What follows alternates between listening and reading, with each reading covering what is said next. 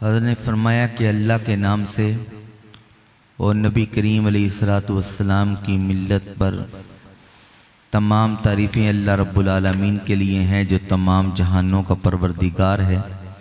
नबी करीम अलैहिस्सलातु वस्सलाम की ज़ात करीमा पर दुरूद व सलाम हो, जिन मरातिब के वो लायक हैं, जिन कमालात के, जिन बरक़ात के।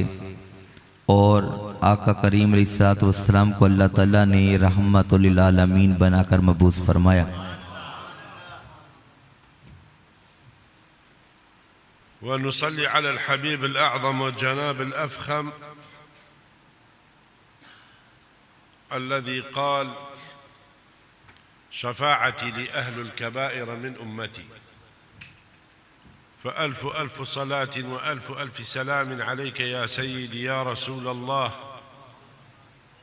बिअदद अनफ़ासिल ख़लाइक़ अल्फ़ अल्फ़ सलात व अल्फ़ अल्फ़ सलाम अलैका या सय्यदी या रसूल अल्लाह बिअदद क़तरातिल अमतार व औराक़िल अशजार व हब्बातुर रिमाल सल्लल्लाहु तआला अलैहि वसल्लम। नबी करीम अलैहिस्सलातु वस्सलाम की ज़ाते कमाल वो अज़ीम हस्ती है जिसको अल्लाह ताला ने कमालात और औसाफ के साथ मबऊस फरमाया, और नबी करीम अलैहिस्सलातु वस्सलाम की शफ़ाअत जो है वो कबीरा गुनाहों वाले अशख़ास के लिए, कि जो अहलुल कबाइर हैं उनके लिए नबी करीम अलैहिस्सलातु वस्सलाम की शफ़ाअत है। और नबी करीम अलैहिस्सलातु वस्सलाम पर दुरूद व सलाम हो बारिश के कतरों के बराबर और ज़मीन के ज़र्रात के बराबर और पत्तों के बराबर। अल्लाह ताला आका करीम अलैहिस्सलातु वस्सलाम की ज़ात करीमा पर दुरूद व सलाम भेजे।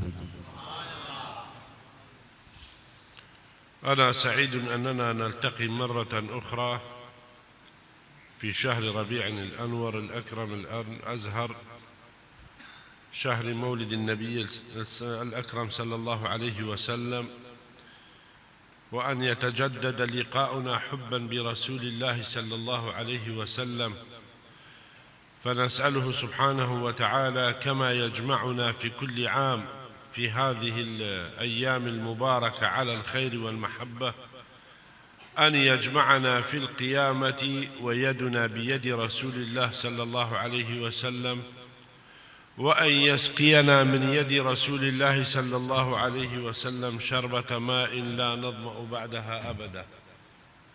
हज़रत फरमा रहे कि मुझे बड़ी खुशी हो रही है कि हम एक बार फिर रबीउल अव्वल के महीने में यहाँ पर जमा हुए हैं, और आप सबको मुबारकबाद हो। इस माह मुबारक की और रहमतों वाला बरकतों वाला महीना है, और इस महीने की बरकत से अल्लाह ताला ने जिस तरह हमको हर साल यहाँ पर जमा फरमाता है, ऐसे ही अल्लाह तबारक व तआला हमको नबी करीम अलैहिस्सलातु वस्सलाम के हाथों में हाथ दिए हुए जन्नत भी अता फरमा दे।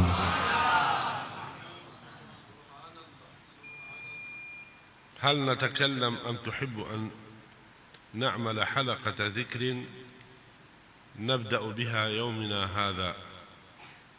क्या आप चाहते हैं कि मैं आपके सामने मिलादुन नबी के मुतल्लिक ही या नबी करीम अलैहिस्सलातु वस्सलाम की मोहब्बत के मुतल्लिक ही बयान करूं, या फिर हम ज़िक्र की महफिल को सजाएं?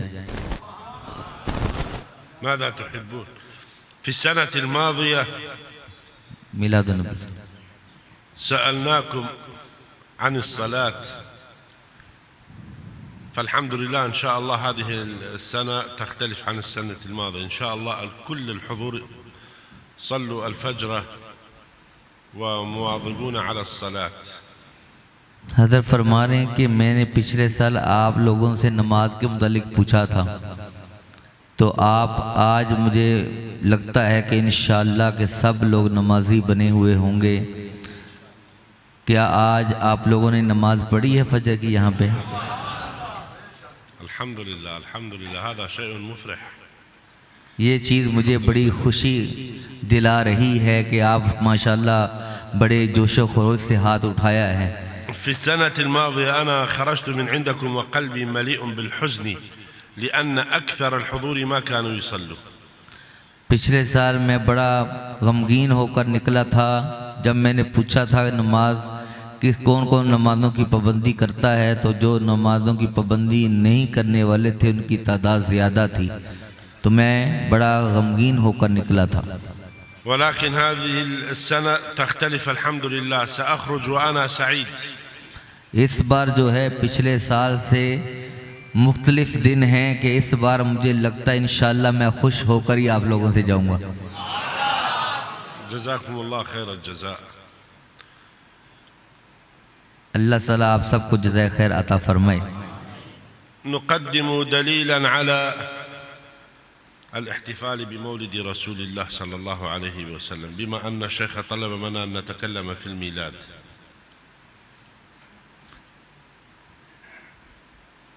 ذكر ابن جبير رحمه الله في كتابه رحلة ابن جبير الصفحة 92 من طبعة دار نشر بيروت أنه زار مدينة مكة المكرمة في سنة 524 للهجرة، صادفت دخوله إلى مدينة مكة المكرمة بأن يكون في شهر ربيع الأول، فذكر بأن الناس في مدينة مكة وجميع الناس المعتمرين من شتى بلاد المسلمين والبقاع كانوا يسرعون ويسارعون إلى الذهاب إلى مكان ولادة رسول الله صلى الله عليه وسلم، إلى بيت سيدتنا آمنة بنت وهب عليها السلام। हज़रत ने फरमाया कि इब्ने जुबैर उन्होंने अपनी किताब सफ़ा नंबर 91 पर जो है जो बैरूत का छापा है वहाँ से छपी हुई है, उन्होंने नकल किया उसके ऊपर जो वाक़या 520 या 524 हिजरी का है। कहते हैं कि जब मैं मक्का में दाखिल हुआ तो मैंने उस दिन जो है नबी करीम अलैहिस्सलातु वस्सलाम की विलादत का दिन था और मैंने देखा कि लोग नबी करीम अलैहिस्सलातु वस्सलाम की वालिदा हज़रत आमिना बिनते वहब के घर में दाखिल हो रहे हैं जहाँ पर नबी करीम सल्लल्लाहु अलैहि वसल्लम की विलादत हुई थी। وأن الناس يدخلون إلى بيت مكان ولادة سيدنا محمد صلى الله عليه وسلم بيت سيدتنا آمنة ويتبركون بالمكان، يصلون فيها ويجلسون للتسبيح والتهليل والتكبير والصلاة على النبي صلى الله عليه وسلم، كما كان الآن الناس كيف يفعلون بالروضة الشريفة، هكذا الناس كانوا يتهافتون ويسارعون بالذهاب إلى بيت سيدتنا آمنة وتبرك بآثار النبي صلى الله عليه وسلم وبالمكان الذي ولد فيه في سنة 524 للهجرة، أي قرابة 900 سنة من الآن. وهذا دليل أن الناس في كل الأزمان وفي كل الحقب كانوا يحتفلون بمولد रसूल الله صلى الله عليه वसल्लम।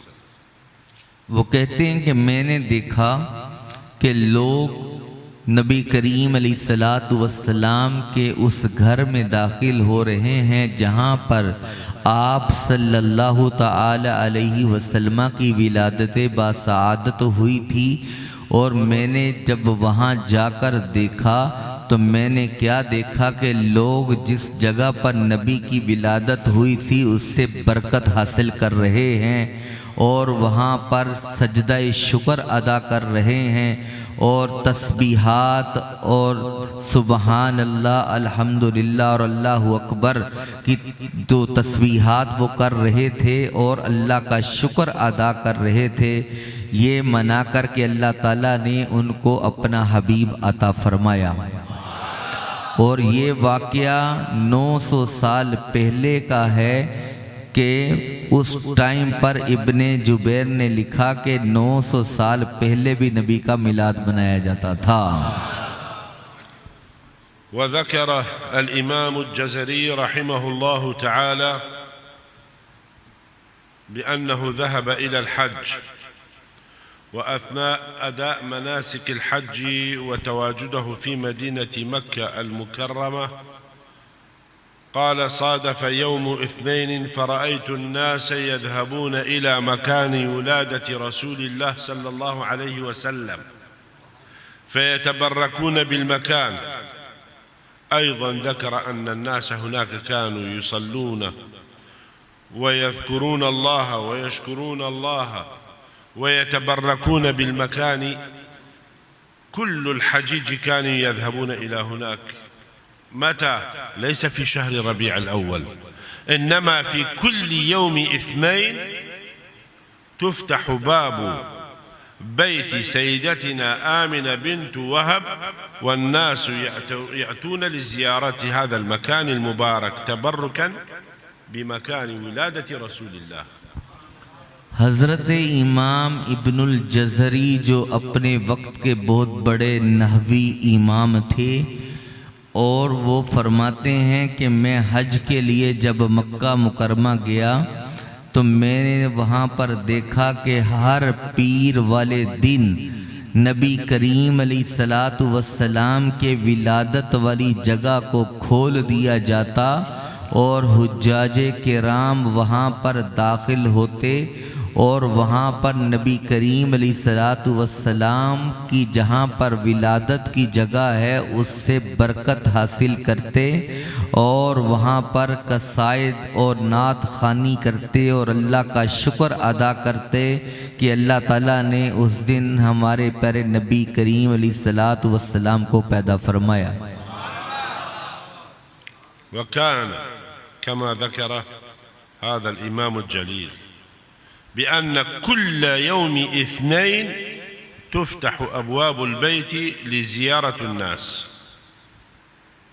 इमाम जज़री ने लिखा कि ये नहीं कि साल में एक दफ़ा खोलते थे, बल्कि हर पीर वाले दिन जो है उस जगह को खोल दिया जाता ताकि लोग वहाँ पर आकर उस जगह की ज़ियारत करें और उससे बरकत हासिल करें। والناس اليوم هناك فئة يقولون الاحتفال بمولد النبوي بدعة، وبدعة سيئة والعياذ بالله. كيف ذلك؟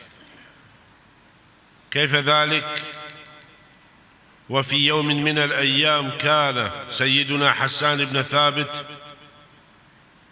يلقي قصيدة في داخل مسجد رسول الله صلى الله عليه وسلم في زمن خلافة سيدنا عمر بن الخطاب رضي الله تعالى عنه. فدخل سيدنا عمر المسجد وقال: ما هي حسان؟ أفي مسجد رسول الله؟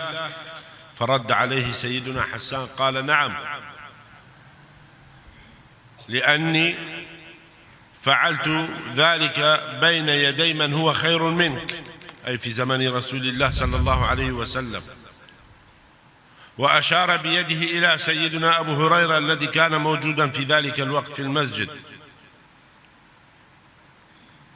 فسأل سيدنا عمر سيدنا أبو هريرة، فرد سيدنا أبو هريرة رضي الله تعالى عنه بأن رسول الله صلى الله عليه وسلم دعا لسيدنا حسان وقال: اللهم أيده بروح القدس.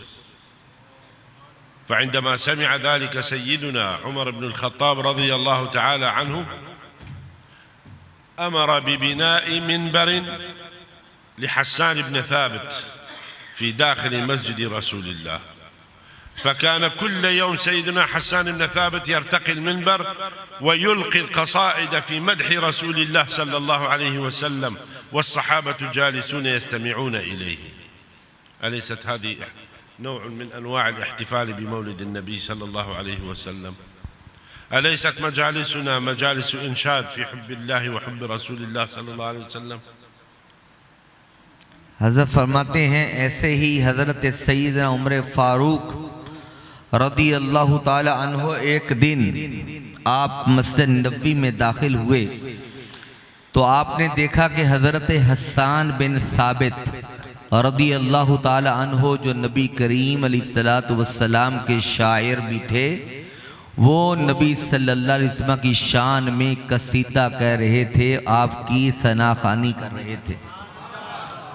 कि सैयदना उमर फ़ारूक ने फरमाया कि ऐ हसन, तुम ये कसीदे पढ़ रहे हो और नबी की मस्जिद में पढ़ रहे हो?